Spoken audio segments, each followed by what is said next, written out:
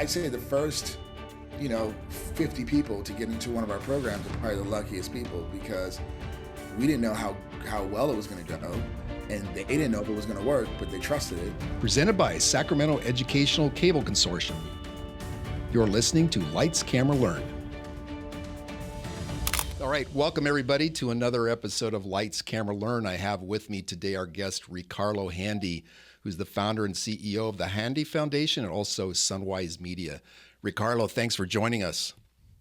No problem. Excited to be here. Yeah. I was looking through your background and it's pretty interesting, and especially the fact that you got started making videos when you were 14.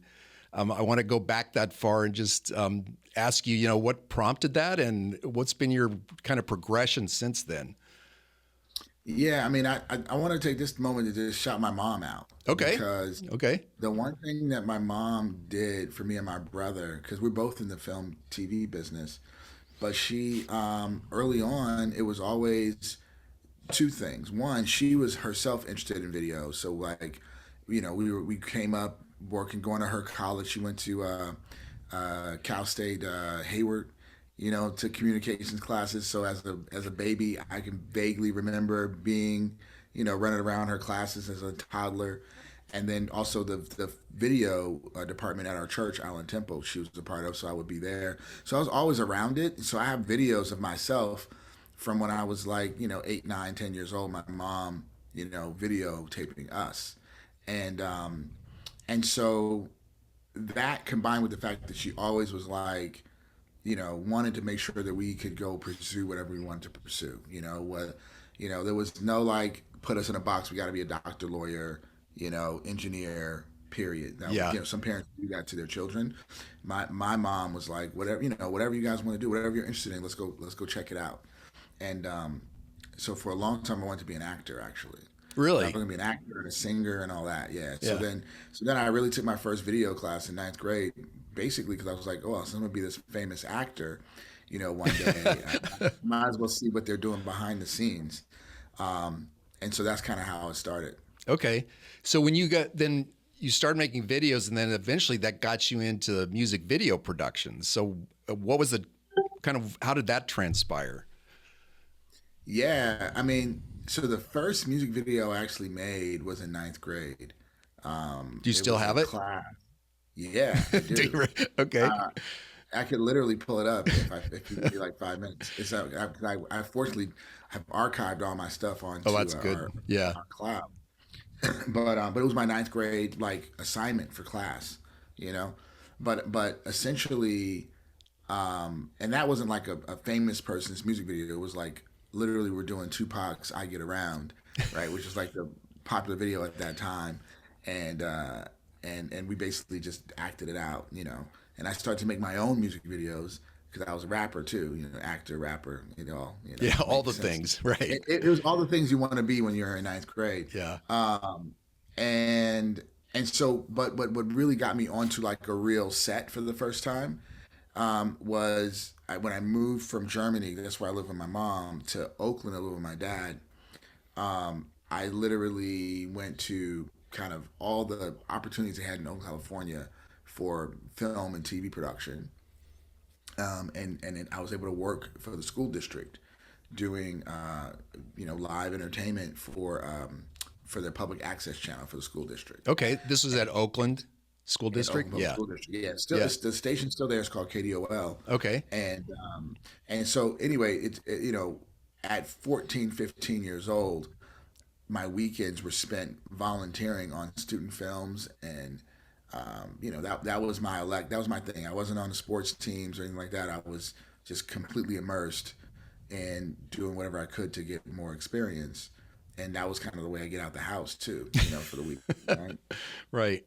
So fast forward, I ended up working for the Oakland Film Commissioner, and for the summer, interning for her through working on this other movie. It's a student film that ended up being a really big film later called Dry Long So, directed by Colleen Smith, which ended up being the first film directed by a Black woman in Sundance. Okay. In the 90s. So that all that to say that I met a producer or a production manager named Ri-Karlo in the film commissioner's office, and she invited me to work as an intern on the E40 Sprinkle Me music video, and that was his Oh first wow, that's like incredible. really big breakout hit, and that was my first time on a music video set. So you're a young teenage guy on this set of a Hmm. music video with somebody who's pretty famous at the time, especially in the West Hmm. Coast scene. What was that like? Well, one, I didn't know what it. I wasn't familiar with it. Like it was Okay. new for me. Yeah. I just came from Germany. I knew some of the more famous artists, but um, I think at that time E40 was popular in the Bay, but he wasn't to the level Yeah. he is today at all. And so subsequently, I ended up working on a lot of E40 videos. And so it was a fun experience. But what's funny to me is at the time, I tell that story, people think that I was excited to meet E40. I was actually more excited to meet the director and meet the lighting people and the camera people. And Okay. I Yeah. understand everybody did. And but they actually did end up putting me with E40 as like one of his, I was basically like the talent. I quickly became the talent PA. I quickly became the production assistant that would go check on the talent, bring them snacks, make sure their clothes were being ironed or whatever Right. they needed. So yeah, so I ended up interacting with the talent a lot during that time period too. That's crazy. So then you eventually ended up working with In Vogue, which was probably even more well known than at that time than some of the other artists you might have worked with. How did that get to be? In Vogue was way later Oh, it actually. was. Okay. Yeah. Yeah, so I'm 46, Okay. right? Okay. And so we're talking about events that happened from 14 to today, right? Right. So they're Right. all so when you try to do like when you do want to do my bio, I kind of like just comma, comma, comma. There's like a lot of Yeah. time between those commas. So my my my working with In Vogue was much later after I became a director, Okay. and and it was actually on the back end of their big run because this was there was a time period where I would do these concert DVDs for the publishing companies. So I would direct like a live concert that they were already on the road doing. I would just bring cameras to it so they can capture a live recording for their archives. And I'm not an expert in music licensing contract law, right? Yeah. But there was some value to the publishing company to own a recent live recording of that music. Okay. Well, yeah, when you Yeah. look at concert recordings now, the amount of money that people are making off of it, it's pretty incredible. Yeah. What kind of, Yeah. I mean, I yeah, think there's going to be a lot of stuff that changes around like the value of live and the value of actual human made content is I think it's just going to go up and up and up. yeah, I think you're right. So then how did you make the jump from music video to film and longer form video? Yeah. So essentially, so call it 14 to like 22. Okay. I was basically fully immersed in music videos, commercials, short form stuff. From working behind the scenes as a production assistant to working as an assistant director, working as a director eventually, right? And so that was my whole world. And mainly who I worked for most was Master P. Okay. So I worked for Master P up until he closed the film company. I was directing most of the music video commercials at that time. So for his album, for his shoes, for his artist albums, and basically I met my wife, and they closed the company, and I was pretty much just starting all over. I was like in that Hollywood struggling Oh, artist sure. phase of my life, right? Yeah. And the reason I say I met my wife is because I honestly probably would have just been like, okay, well I got a rough patch. Let me just keep grinding until I get another directing job. And I probably would have grinded until I couldn't grind anymore, and I would have never given up on that directing dream. And who knows whether I've been successful or not. But the but what really happened was I needed a job, Yeah. and and so I basically had a few skills that I realized that were actually marketable to get a job. And the main skill I had that was marketable to get a job was editing. I knew how to edit very well. Oh, okay. And so Yeah. I edited my own music videos. I never edited television before, but I figured I could do it. So I just I started to ask around, and fortunately, I had some cachet. People that know me as a music video director, and they were envious of what I was doing. I'm envious of what they're doing because they got a steady paycheck. Right. And so I met a, I had went and just start. It's funny. I think oftentimes we don't look into our own networks when we're looking for opportunity. I think that most people think that the people they know what they do. Yeah. I literally just today had a phone call with someone that I've known for 25 plus years, and I would consider a friend. And we don't see each other all the time, but we've known each other since we were young. And in the conversation, I realized, oh, they don't know anything about what I actually do every day. Yeah. That is so Um, true. Yeah. and equally, I didn't know what they did every day either. You know, but we're friends on all the social medias, and we see each other out. And so what I realized, this is the first big lesson I got. Every time I'm looking for something, I look within the people I already know first, Yeah. because they already have that resource in your network, and you just don't realize it. So for me, that's what happened with me getting into television. I literally went and asked everyone that I already knew, and a lot of the people that used to work with me on the music videos had already gone into television or doing the thing. So they're just connecting me. I'm just calling people. It's Yeah. like I need an opportunity, and I ended up I'm getting an opportunity to be a junior editor on a show called My Big Fat Obnoxious Fiance for Fox, Okay. and that was my first big TV show. That was it. Okay. So did you have mentors along the way though that you can point to and said, okay, these are the people that helped you get to certain points, and then you picked it up from there? Oh yeah, 100%. Um, so my mentors are also kind of become people that I've worked with or have worked with me, and it's kind of a community. Yeah. So I do think that when people think of mentorship, they think of someone older, further along than Yep. them. It's gonna like bring them You along. go up to the mountain and there's this wise person that's sitting up there. Yeah. Yeah. But it's not really that though. Like for Yeah. me, a lot of my mentors were people I just came up with. And they definitely when we started had the big job and I was an intern, right? Or a Yeah. PA. But I started directing when I was 18, Okay. right? So there was a lot of people I met even at that point and still to this day that I learned from. And so what I take on as a mentor is just someone that's been in a place, done a thing that I haven't done before, Yeah. and how do I do this? So I mean, so on the well-known scale, I mean, there's a guy named Jeff Clanagan I would consider a mentor, who I met when I was 15, who runs all Kevin Hart's business today. But like I've seen him throughout his career and moves he's made, and got advice from him. Um, and I've also gotten advice from people that maybe weren't as successful at points in their life, but they bounce back, Yeah. or they figured out a new path, or they're doing something completely different. But so there's a ton of people like Rachel Curl who does music videos, Darren Grant, who's an interesting mentor because one of my favorite mentor stories because he's someone that is directing a lot of popular television now. But when I met him, he was Best Boy Electric on the E40 video I mentioned, Okay. and I spent my first few hours of being on a real set for the first time was just helping him, Yeah. right? And fast forward, he becomes this music video director that's kind of big time, a big deal. Um, Goes on to direct Tyler Perry's first movie. I can't think of the name of it. It was with Shamar Moore with the braids. Oh yeah. It Uh, wasn't a Medea movie. no, it was before No. that. It was before Medea movies. Yeah. It was the very first Tyler Perry film. Yeah. Um, but my point is that later I got to hire him when I was a network executive at Bounce TV to direct a TV show for me. So Okay.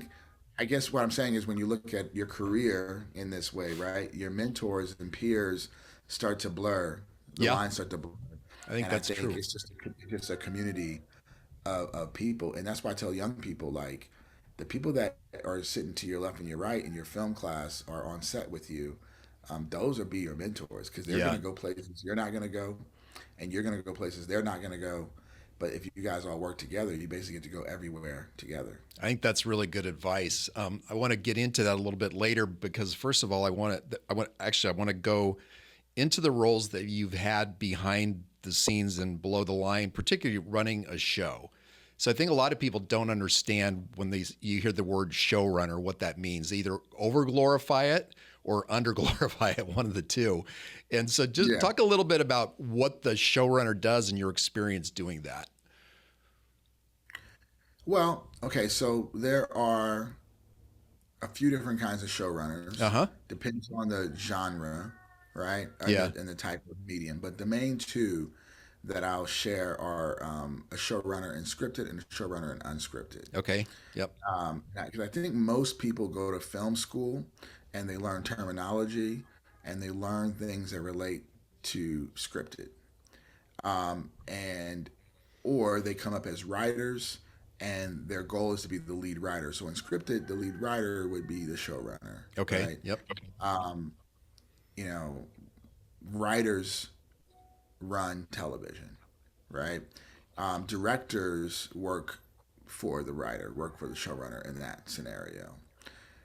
Film is a little bit of the opposite, right? Yes, In it feature is. films, the director would be considered what the showrunner is in the Yeah. feature film world, right? Yep. And sometimes they're also the writer. But in unscripted, the showrunner is not a writer. Mm-hmm. Typically, they're more likely either an editor by Yeah. trade. They're now the showrunner, either showrunning from post or in the field. That's how I became a showrunner. And then sometimes there are people that come up in production and they're really good at running a crew and they are basically the director, right, on set Sure. and the unscripted project, and they're the showrunner. But I think in the sense of the shows that I have done, unscripted wise, as a showrunner, it's mostly someone that really has a great relationship in directing and dealing with the talent. That makes sense. Yeah. And in scripted, it's someone that's really knowledgeable and great with writing. Yeah. They're a great writer, and they're usually someone that's really close to the particular material Yeah. because they created it or they helped write the pilot. You know what I mean? Or they wrote the pilot or they created the show, or they later got hired because they were in the writers' room for 5 years and they moved Yeah. up to showrunner. Things like that. Do you have a preference in terms of which you would rather work on, either scripted or unscripted? They both have their perks. Yeah. They both have their advantages. Yeah. I have more experience. What's crazy? I think I pretty equal experience in both. Do you really? Uh, Okay. yeah, because I've done hundreds of episodes of sitcoms Yeah. and I've Yeah. created a 1 hour drama, but I've also done hundreds of episodes of reality series. Now, I will say this in reality TV, individually, as a creative, each individual has a higher impact on the creativity of the what you're working on. So I would say if you're really interested in being creative Yeah. and having like your creative juices flowing, and making like creative decisions, unscripted actually is a is an easier place to do that at every level, Interesting. right? Yeah. In scripted, the script and the development of the script happens with a very small group of people, Yeah. and that then becomes what everyone is making, Yeah. right? So for example, if you're doing if we're, we, I did the Braxtons Uh recently, huh. right? Yeah. I do a lot of celebrity reality shows, so um, or Love Island. This is my best Love Island example, and Is I that know I've right? never Okay. asked. Um, so Love Island is a series that is edited in 22 hours, just like Big Brother, right? It's Yeah. edited like fast turnaround. Yeah. Um, and what happens on that show is there's five people editing the different acts, and then there's people that before that that are sending them stuff. But at the point where you get it and you're actually molding the scenes, Yeah. um, there's a million ways you could go with that story. There's Oh, I actually bet. 12 or 15 characters. I don't know how many characters in that show. Yeah. You can't let them all talk every act. Right. So who's going to get to talk and what are they going to get to say? Well, ultimately the editor chooses that, you know. in a lot of ways. Now, there's notes given, and there's thoughts given, but there often isn't enough time for someone else to go watch every single thing. I can imagine. So you really have to have an editor and a story producing team that really you're aligned with, and they're gonna kick, gonna do a good job, Yeah. kick butt. So Yeah. so I guess I say that to say that we could be changing what the story is on an unscripted show up until the day we deliver it. Yeah. You don't get that opportunity with scripted. Yeah. Scripted, you get the script done. You can make some adjustments. You can maybe tweak some things, but it's really limited in how much you can do in post. I can see that, especially if you've got either a single camera or even a three camera setup. It's just basically bam, bam, bam. This person talks, this person talks. Somebody says something funny, there's a laugh, and then you start all over again.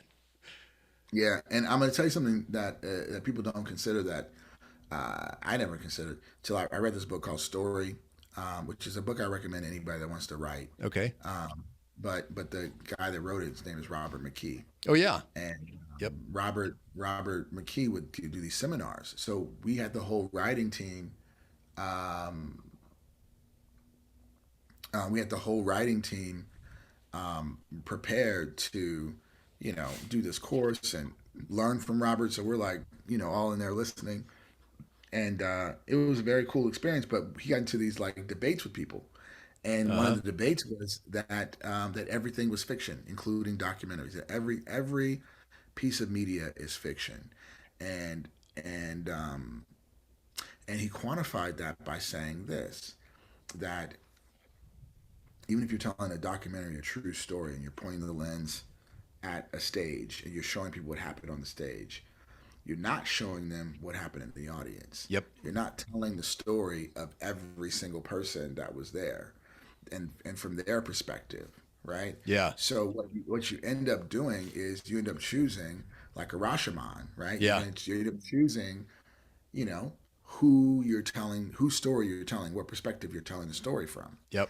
and that's what makes it fiction, because at the end of the day, the story you see on the screen is the perspective of the person telling the story, I think that's and really it's who true. you chose. Yeah. Yeah.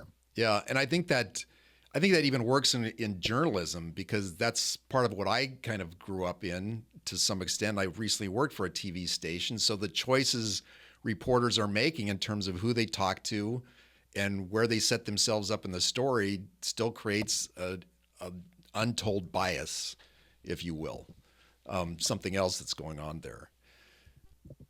So tell me a Yeah. little bit about, are there any particular incidents on sets that stand out for you that are going, oh my God, I don't know how I worked myself through that one?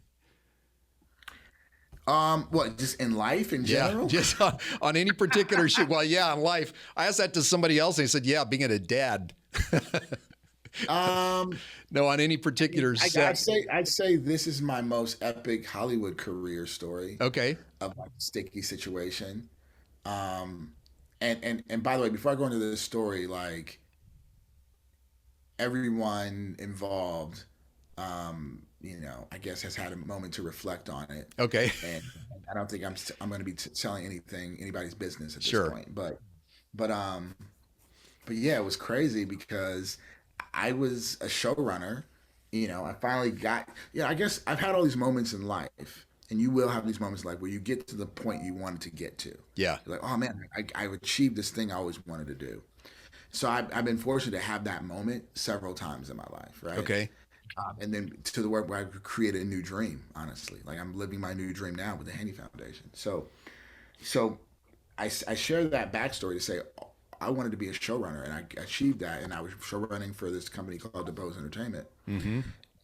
I had no kind of ideas of becoming a network executive or what the next step in my career might look like. I just thought I was going to be a showrunner and continue to do that. But I did this one show where it was produced independently to be distributed on this particular network, and my boss at the time, James DeBose, and the network had a disagreement about the creative.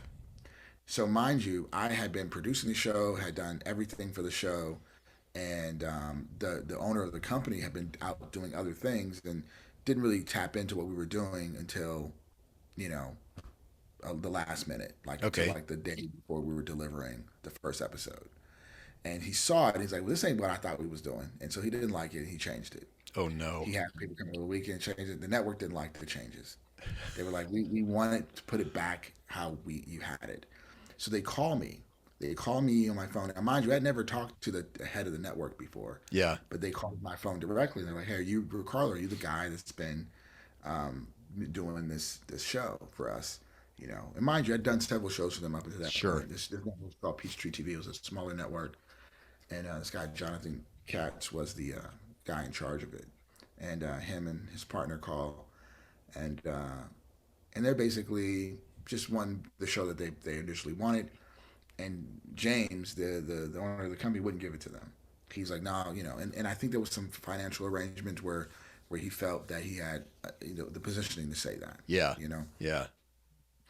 So I'm kind of stuck because here's this boss I worked for 4 years at that point, 3 or 4 years at that point, giving me my whole career, giving me all these big opportunities. But he was obviously in his feelings and being irrational. Yeah.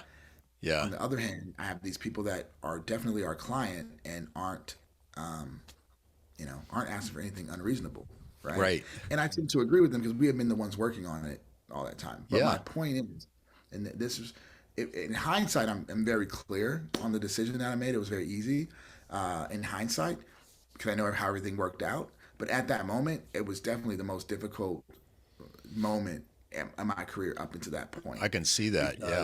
because Yeah. I basically was going to be quitting my job that day. Yeah. I was going to be losing a client that day. Either the network was never going to work with me again Right. at any other company, or my boss at the production company was never going to work with me again. Yeah. And so I had to be objectively rational. And the wisdom that came into me that night, I don't know where it came from, was like, if he's willing to be this way with them, he'll eventually be this way with you. Oh yeah.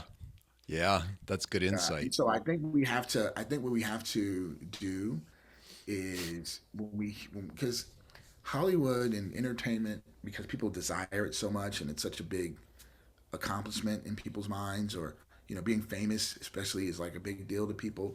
Yeah.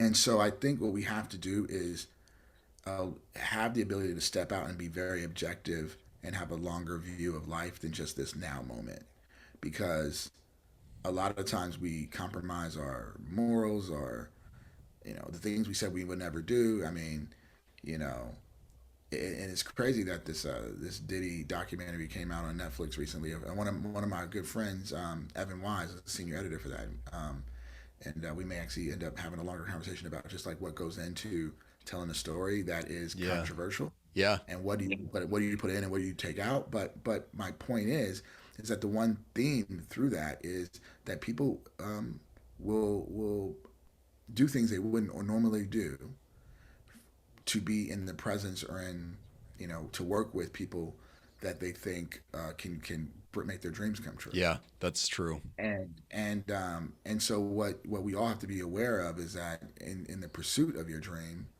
you have to be objective and honest about why you're making choices, and are these choices healthy or good for you. Yeah. You know, Yeah. um, you know. I mean, we've all done it. Like I remember I smoked my first cigar at a business meeting Uh because huh. that's what we were doing, and I got very sick the next day. Yeah. You I bet you. I've know, tried that too, and I, likewise. Yeah. I'm going. Well, how do people yeah, do and you this every just day? yeah, and Yeah. but you're trying to be, you're trying to, Right. be in the moment with everyone, and so you just have to be very discerning about what you'll agree to and say yes to and be a part of, Yeah. no matter what. And so I think those are the kind of choices in Hollywood that I think will really determine not only your experience but your longevity. Yep. Because I find that the people that actually have a place that they stand in Yeah. and a thing that they're up to, they constantly find things that are a fit for those, and the things that aren't a fit don't work for them, and Yeah. it's just that simple. Versus some folks are like, I'll do anything. Right. I just want to be there. And what those folks end up finding trouble is all of their opportunity is attached to something they really may not really be passionate about. That's a good And point. as soon as it gets hard, they quit. Yeah, that's a really good point. So I want to switch gears here now, Ri-Karlo, and talk about the Handy Foundation. What prompted you to start that? And then talk about the programs that you're delivering to the students that go through that. Yeah, I mean, so I get this question a lot, like what prompted me to start it. It is a very specific question because it was a very specific moment Yeah. that I won't go deep into, but I think that you guys, if you're curious, you should definitely go to our website and look at all the news articles. But there's a particular article in the LA Times from 2020 called "Editor Starts Facebook Firestorm." Yeah. Yeah. um, I did see that, by the way, Ben. I wanted you to talk a little yeah, bit about that. Yep. so that's probably the genesis of it. But what we are today is very far from where we started. So Hmm. where we started was I wasn't trying to start a foundation or a nonprofit or a school or anything. Yeah. I literally just was trying to send a message to trying to send a message to folks on Facebook to try to find black union editors Yeah. that need a job. And that post got a lot of negative, like reverse racism comments, things like that, to the point where it went pretty viral just on Facebook, like thousands of Yeah. comments within 6 hours on Facebook. But then beyond that, some of the negative comments got screenshotted, put on Twitter, and the Twitter post went viral that this young lady put out there. And ironically, to this day, we have not met in person. Seriously? Maybe we talked on the phone a bunch. I know her. I know her. No, we met once maybe, but like I just feel like she's such a significant part of like Yeah. where we become. Yeah. So I always update her and stuff like that. But because she just did it on her own, Yeah. but she did not want to be doing the interview circuit like me at the time. You know Right. what I mean? So so she's like, you go ahead and do that. I don't know much about this business. I'm a lawyer. Yeah. But my point is that it set us up to be in a position for people to listen Yeah. about the problems of diversity and inclusion in Hollywood. And it was during 2020, so it was a very kind of ideal time for people to be open to listening. Yeah. And um, and then fast forward, I think the thing that we brought differently though is a lot of times people see a problem like homelessness, Yeah. but very few people have spent 20 years being homeless and then Yeah. go on to start an organization to help the homeless, Yeah. right? Yeah. Um, and I think if more people were able to do that, then we would probably have this problem solved, right? Yeah. That's a good point. And I think that for me, I've experienced every which way there is to hire, fire, or learn how to get into this business, Yeah. right? Like Yeah. I've had that personal experience. So when the question came to me, it wasn't like conceptual. I didn't have to like do a bunch of. I knew exactly who to call, exactly what to ask. Yeah. That was the key. That Yeah. was 90% of the battle. So literally, all I did was I called about 10 people and said, "Look, people are wanting me to do something. I have this attention right now, but I don't want to just create something that we already have." Yeah. Right. And so what I find is a lot of times we think people are doing something they're not doing. Yeah. And so I thought that workforce pathways like I've experienced when I was in high school, I thought that everybody had access to something like that somewhere. And what I realized was the path that I got to take to Hollywood was so unique that I probably only know two people that have experienced my exact path. Really. I And could see that though. Yeah. they're both from Oakland, Yeah. right? Yeah. But they're also very successful, right? Like they're also very successful because they got to start a little early. Sure. So that's one thing. And the second thing was I knew people needed a skill. And I've done this for my brother. My brother went to the military, he was in Iraq, and I gave him a skill of editing. I taught him how to edit. I gave him 10 phone numbers. I said, "Hey, look, call these 10 people every couple of weeks, let them know you're looking for a job, and let them know I taught you how to do these things." Right? And 20 years later almost, I don't know how, maybe 18 years later, he's been working in the business ever since. Yeah, good for him. Was that was Yeah. he didn't go to film school and like Yeah. that. He learned a couple things and built on it. And he's the editor for the shop now for LeBron James and Okay. editing stuff. So my point is I knew enough to know that. So I called a couple people and I was like, look, what is your highest turnover job?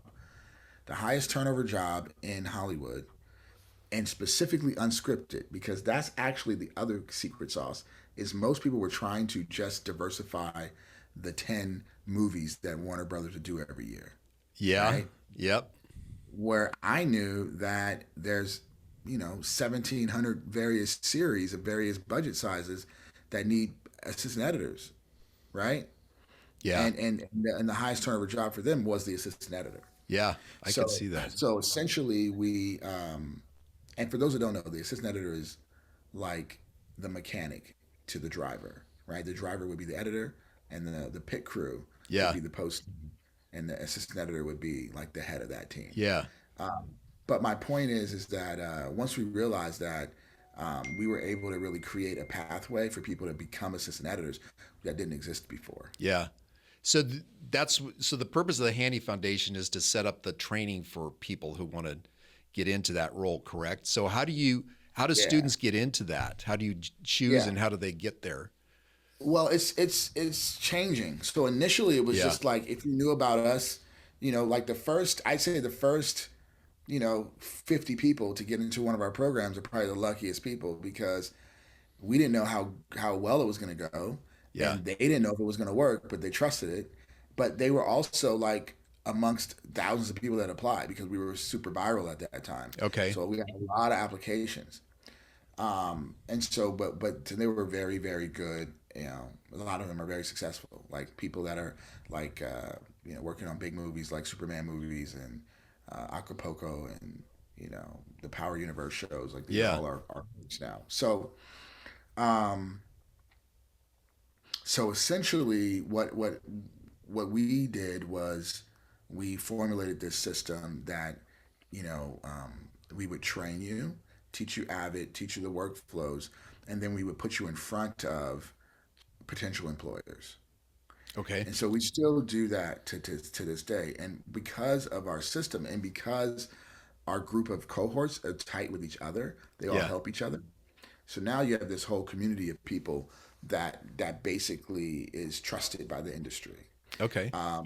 And so how people get in is they just apply on our website, or they apply through the links in our social media or through the emails, get an email list. So there's an application actually open right now until till the beginning of January for the next 4 weeks or 6 weeks, I think. There's an application open for assistant editor and coordinators. But the other thing that we're doing is we are a registered apprenticeship program as well. And we have pre-apprenticeship programs we sponsor throughout the state of California, and we're growing to other states. And the idea is that you go through one of these pre-apprenticeship programs, whether it's through your high school or your college, and that prepares you for our training. Oh, that's And great. those folks will be, you know, essentially have an extra notch in their application, on their resume, having being a pre-apprentice. Okay. So the idea of pre-apprenticeship and apprenticeship is that, unfortunately, and probably just because of realities of what the outcomes are of college, a lot of kids are looking at alternatives to going to a 4-year college, right? Absolutely. Yeah. And I think trade school used to be something when I was coming up that was looked down upon. It was like, oh, that's for the kids that don't have any other options. Yep. But the miscalculation with 4-year universities, I believe, is that the jobs they're preparing people for, the opportunities they're preparing people for, are there's limitations to it. Yeah. They There's don't no you can, exist. Yeah. well, yeah, but you can't graduate 500 to 1,000 kids in a marketing degree to be this Yep. next big marketing CMO Yep. of a Fortune 500 company Yeah. when there's only 500 companies. That's right. Yep. Right? Yeah. So then you're saying off top, half of you guys that are graduating from this one school aren't going to make it. Yeah. And so, Yeah. what are the other kids going to do? Now, what people also don't realize is the trades that people look down upon, plumber, mechanic, whatever. These are some of the biggest businesses in our world, Yeah. right? Who wouldn't want to own Roto-Rooter, right? Yeah. Right? Or an I'd HVAC rather be, company in the yeah, South. I'd rather own a big HVAC company than be the CMO Yeah. of a Fortune 1000 company. I Yeah. mean, personally, Yeah. you know. Yep. But that's just me, and but it's also nothing nothing wrong with either choice. But you have to have a choice, Yeah. and so I think registered apprenticeship to me is it gives kids more options because we are one pathway, but you could do registered apprenticeships in aerospace and biosciences and in all these different technologies and medical fields, because one of the reasons why a lot of our labor in this country gets outsourced is because we don't have enough skilled labor that Yeah. knows that skill that could do it at a good price point in the United States. But the way you get people that are really skilled to do it at a good price point is you train young people and you get them really good at that thing, and then when they come into your workplace and your workforce, they're not only doing an excellent job, but they're keeping you a good pathway, a good pipeline of local work. Yeah. You know, Yeah. um, and so I think that's really what we're excited about being now as a part of that ecosystem of apprenticeship, How many registered students are apprenticeship. you taking through that apprenticeship program or even the assistant one? So we're about to do most about 100 a year, Okay. right? That's probably In, that's vari- quite a few. in various uh, occupations, Yeah. right? So about across about 12 occupations, Okay. do about 100 a year, and it really fluctuates which occupations based on the employers and what they're looking for and what they need. Yeah. But that's the idea. Yeah. Has the current state of Hollywood, which seems to be the current state over the last since COVID, inhibited that in any way or created less opportunity? Oh yeah, 100%. There's Yeah. less jobs in 25 than there were in 22 Yeah. on the film and TV sets, Yeah. right? Um, and that's nothing to do with um, one single issue, Yeah. right? There's Yeah.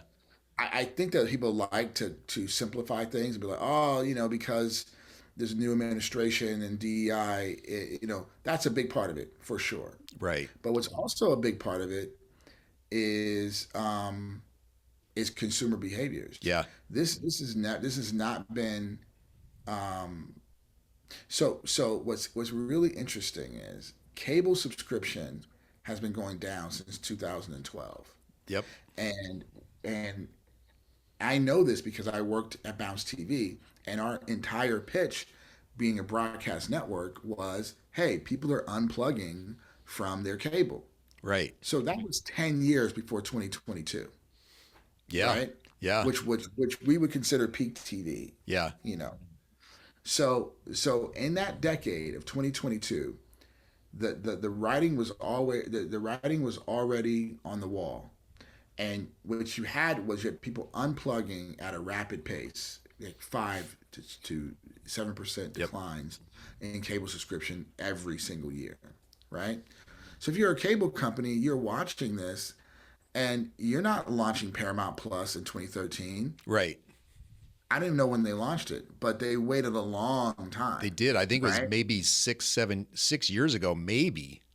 Right. Yeah. So they're just late to the party, and I think sometimes big companies, very hard for them to just like switch. Yeah. They're also watching these things pop up and fail, right? So they don't want to do that either. So it was a little bit of a dance, right? There's no one that could predict the future, but the cable model was always going to suffer Yeah. no matter what.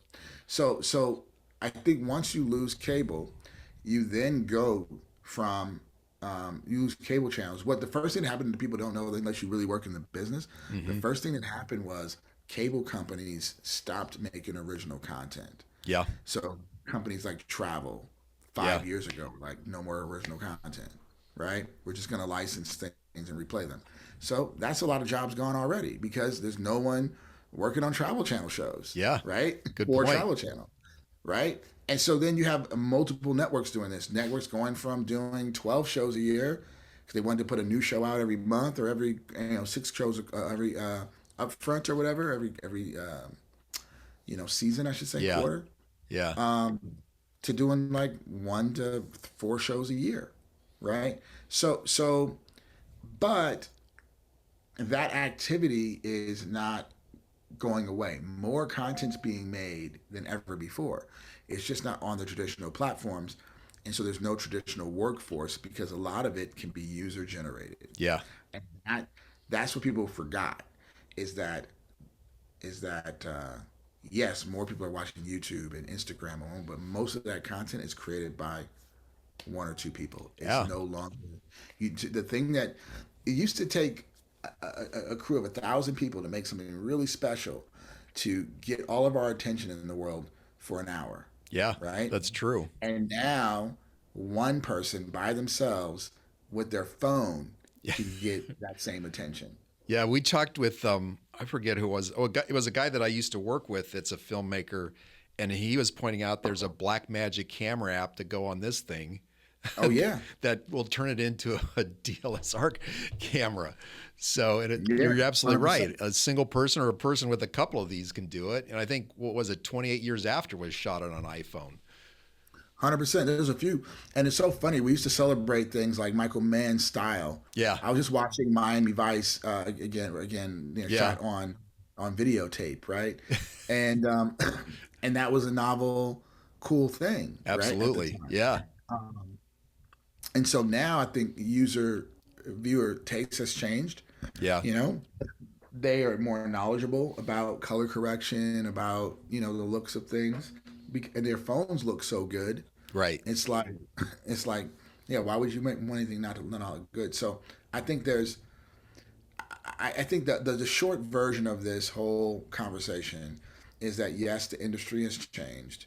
Yes, there are less traditional jobs in the traditional sense of the form from back in the day, but there are new opportunities popping up, Yeah, and a lot of them look more like being an entrepreneur than being an employee. And people are scared of being an entrepreneur, and so that part is hard, especially if you don't have you know the ability to go without for months yeah, at a time while you're building a new company, yeah, right? yeah, So it's a challenge. It's definitely a big challenge, and I think it's going to take people that are really smart and innovative to create what's next.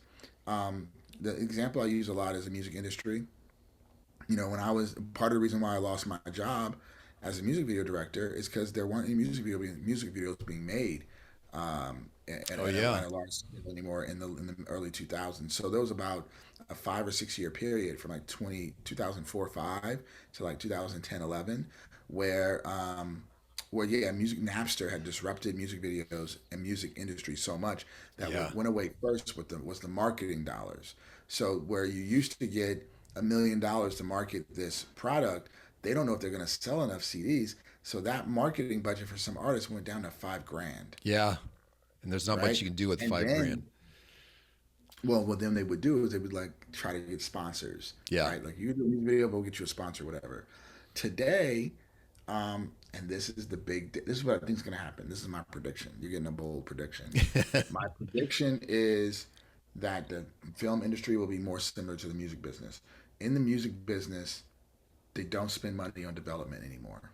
yeah, Like, why would you? You just go right. find the next new hot person on YouTube and you invest into them, right? Yeah, Or even worse, they're making AI music now, and so they're yep. just going to test a bunch of things to see what works and then put a face on it. So you think because it's so easy to make content now that they'll just start looking on YouTube even more than they already do for who these content producers are, and that's what they're going to hire to create content, Yeah, right? what they'll call it is, or what we do call it is established IP, Yeah, right? yeah, So some established IP could be. I mean, I worked for a company called Blink 49. We did a show called Beast Games for Mr. uh huh. Beast, most expensive reality show ever made, um, and it was based on a YouTube channel, Mr. Beast YouTube Really? channel. Now he's the most popular YouTuber, period. Yeah, However, that doesn't mean the 10th most popular or the 100th most popular doesn't have a cool idea either. There's another show on Netflix called Pop the Balloon, which is based on you know I have my own feelings about how it was executed, but the YouTube show was very popular. The Netflix show is a little different, but at the end of the day, they got the sale of that show not because of they developed this great idea, but it's Yeah. because it was the producer that got to that YouTuber first to do the Yep. deal. I could see that. So when you look for at the content that you want to continue to create here, Ricardo, what are stories or topics you're particularly drawn to? I mean, me personally, I'm very fortunate. I've gotten to tell a lot of the stories that I wanted to tell in various forms. I did a documentary about recovery, Uh huh. addiction and recovery specifically, and it was called Hope. It's called Hope Village, so it's Okay. available to buy and stream on all the sites. Prime is probably the easiest one to get it from,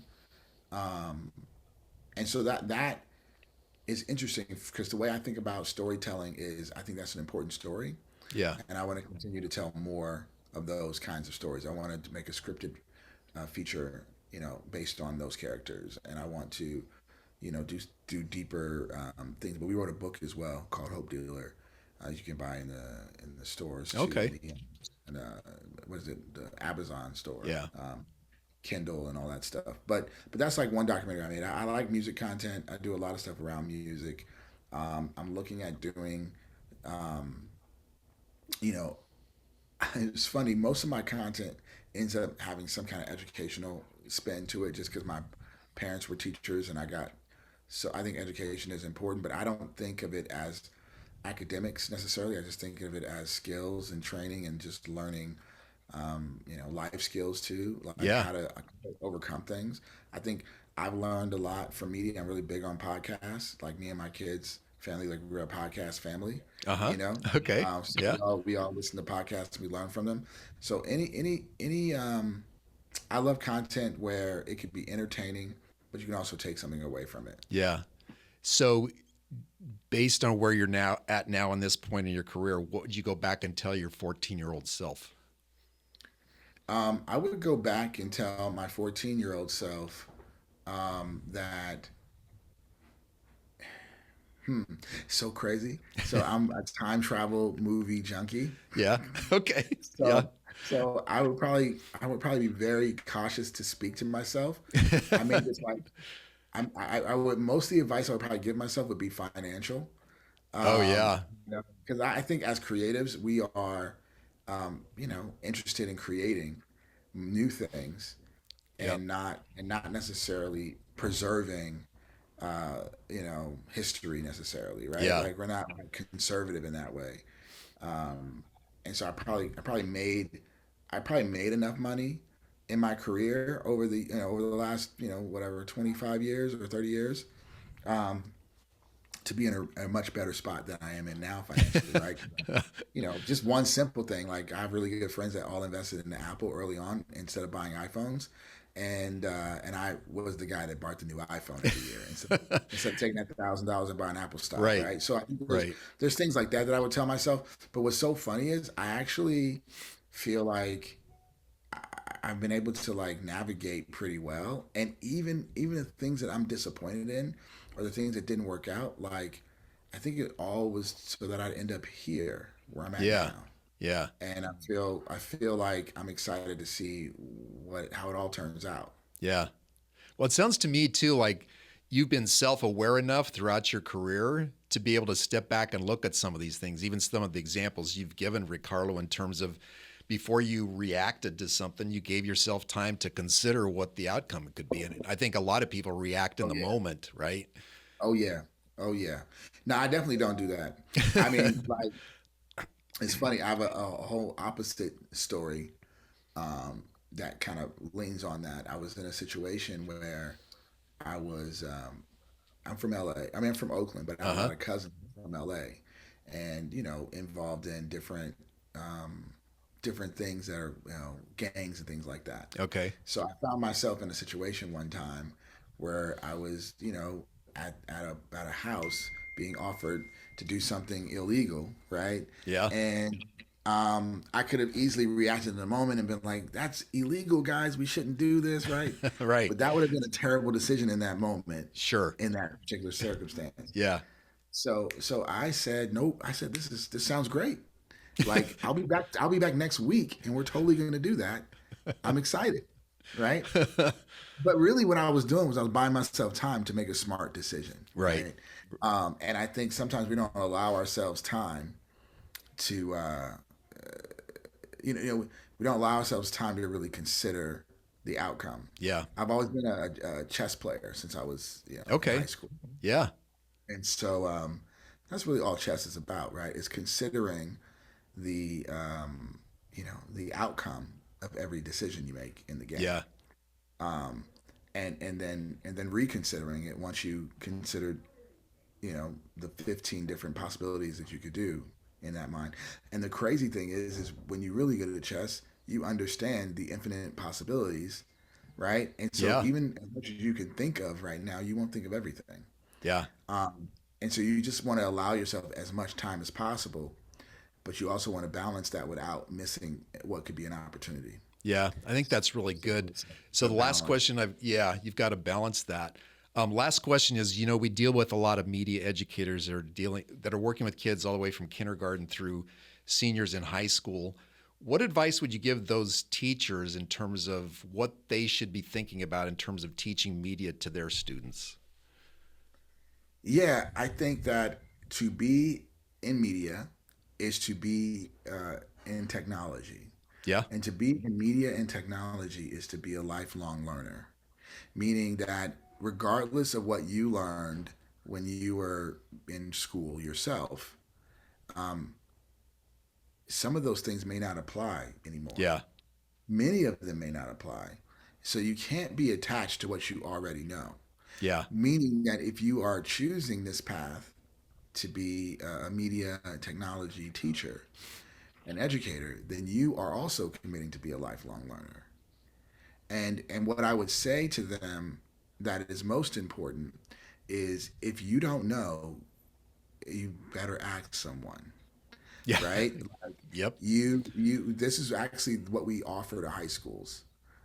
We work with them doing their work-based learning, and we work with teachers at various high schools around the state of California that they're really excellent teachers, and they don't have access to all the current technologies and workflows, or they've been out of the business or not in the business, or they just there's gaps, Yeah. right? And they want us to come in and help fill those gaps for their students, and we bring in professionals to help them do that because we're not just teaching the kids the paperwork or the worksheet or the workbook that we have in front of them that Yeah. day. Yeah. We are teaching them how to be successful in their career, and to that point, any teachers that you have specifically listening in California, if they reach out to us, we have an LMS for our Hollywood 101 course. It's a Okay. 25-hour course, and it's available.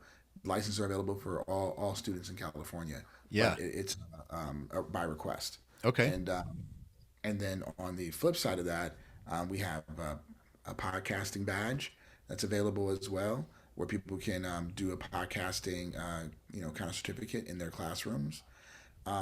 So yeah, we just want kids to understand not just how to do the thing. Yeah. Like some students will learn, okay, this is a microphone. This is how you press record. This is how you edit it. But our classes go a little deeper than that. This is how you distribute your own podcast. This is how you monetize it. That's Here's great. how you develop it. Yeah. Right? Here are the platforms and softwares and tools you need to use to market it. Yeah. And so I think that having a holistic understanding is going to be the new norm, not what we've had in the past, which is I know how to do this one thing and I need a team of people. I need someone to hire me to do it. Yeah, I think that's true. Ri-Karlo, thank you so much. This has been a great conversation. I appreciate all your insight and stories. This has been really fantastic. Thank you. Thank you. All right. Well, that's it for this episode of Lights, Camera, Learn. You can catch us on Spotify, Pandora, or go to our website at secctv.org or go on Patreon and support us there. Until the next episode, make it a great day. Thank you.